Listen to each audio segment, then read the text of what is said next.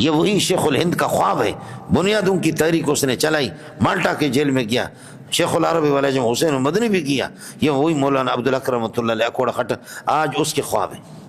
یہ آج اسی کی، یہ جلال الدین حقانی ہے، یہ فلانا حقانی ہے، فلانا مولانا عبدالعلی رحمۃ اللہ علیہ جو ان کے مفتی اعظم، مدارس کا سلسلہ، علامہ انور شاہ کشمیری پر قربان جاؤں، میرے ماں باپ اکابرین پر، مولانا نانوتوی کے پاس ایک دو طالب علم تھے، علامہ انور شاہ کشمیری جب دیوبند کا عروج تھا تو علامہ انور شاہ کشمیری کے پاس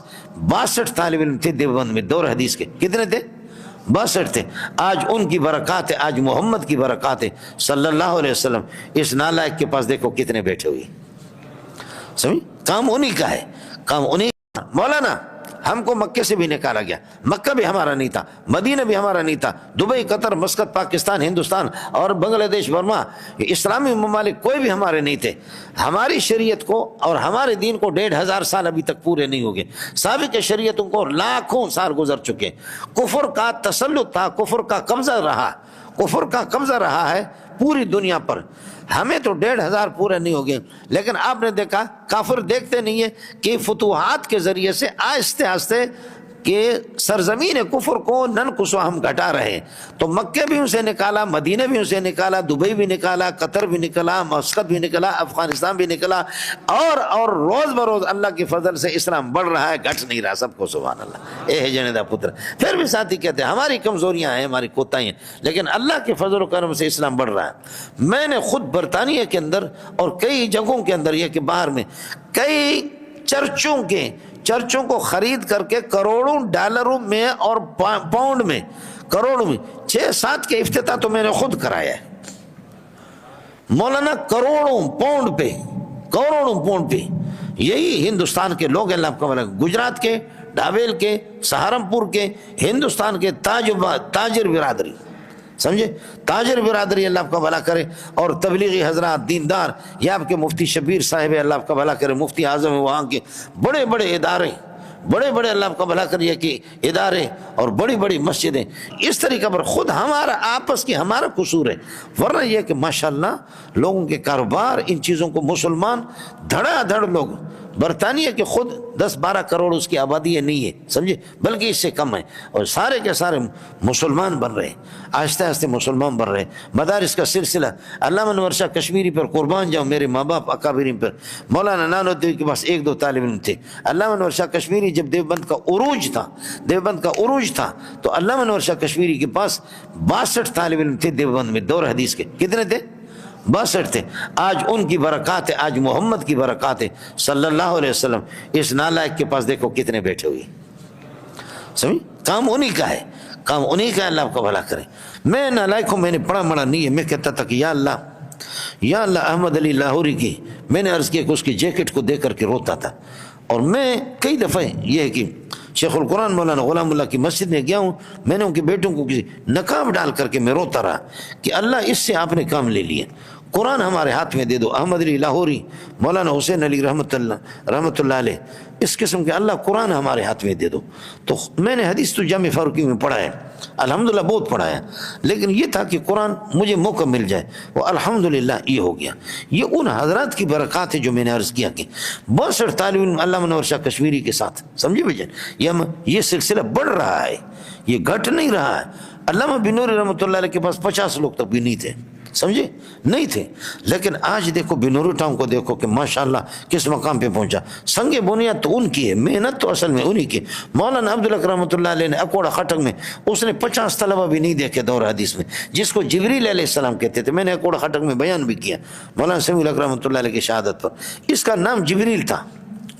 ہندوستان میں جب یہ آ گئے تو قاری طیب رحمۃ اللہ نے فرمایا کہ عبدالحق آپ جو جا رہے ہیں ہمیں یتیم کر کے جا رہے ہیں۔ مولانا سمیع الحق کے والد ماجد ہمارے شیخ کے استاد تھے، مولانا سلیم اللہ خان رحمۃ اللہ علیہ کے، مولانا عبدالحق اکوڑا خٹو،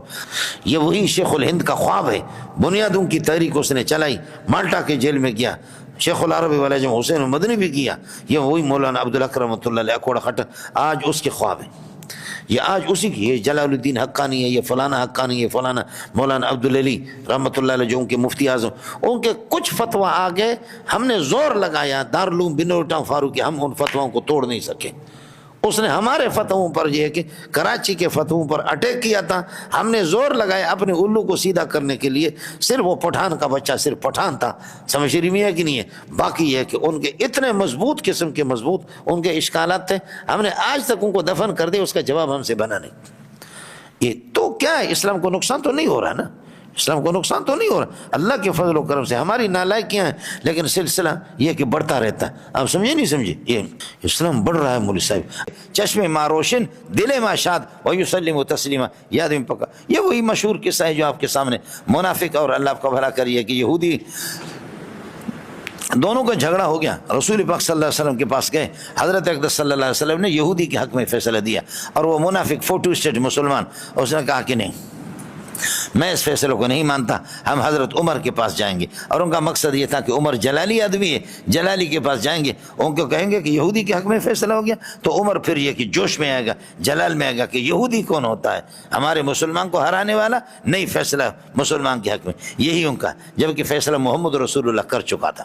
اب عمر کے جلال سے فائدہ اٹھانے کے لیے جا رہے، ماشاءاللہ بہت اچھا فائدہ اٹھایا، جا کر کے اللہ السلام علیکم وعلیکم السلام، عمر باہر نکلے، سنگ راغ لیتے تاسوائے خبر ولے راغ لیتے سنگ راغ لیتے، انہوں نے کہا کہ سرکار اس لیے آئے کہ یہودی نے کہا یہ مسلمان ہے آپ کا، میں تو یہودی ہوں، لیکن ہم گئے سرکار کے پاس، آپ کا سرکار محمد رسول اللہ، فیصلہ اس نے میرے حق میں کیا، یہ لوگ اس فیصلے پر راضی نہیں ہے، یہ کہہ رہے کہ عمر دوبارہ اس فیصلے پر نظر ثانی کرے۔ ہاں فرمایا کہ تسی جڑا نا اتھے تسی اتھے جو نا کھڑے رہو، میں ابھی آ کر کے فیصلے کر رہا ہوں، اور وہاں سے آ کر کے اللہ آپ کا بھلا کریے کہ کیا ہے، تلوار اٹھا کر کے لائے یوا دا دعا ایسا کر کے گردن اس کی اڑ گئی، فرمایا عمر کا فیصلہ ایسا ہوتا،